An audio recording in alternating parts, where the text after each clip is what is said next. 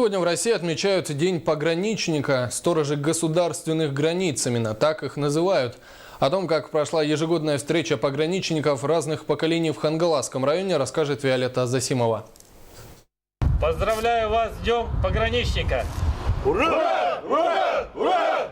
У этого рода войск особая миссия, ведь Российская Федерация имеет самые протяженные границы в мире – около 60 тысяч километров, а граничит Россия с 18 странами.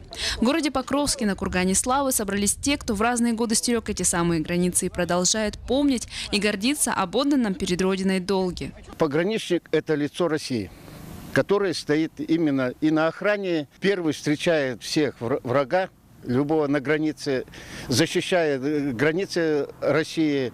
Соответственно, это должен самый дисциплинированный, самый корректный, потому что бывают встречи с сопредельными государствами. Поэтому он должен быть аккуратен, корректен, вежлив.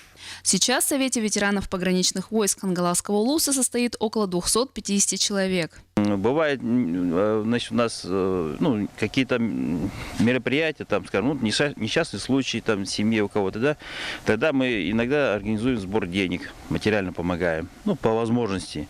Вот. Кому-то советом, кого-то устраиваем на работу, кому-то чем-то там оказываем помощь. Но это чтобы было организовано, поэтому мы организовали актив.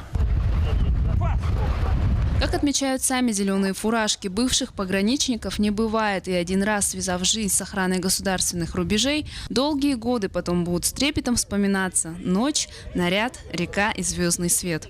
Виолетта Засимова, Александр Юрков, НВК Саха, Хангаласский улус.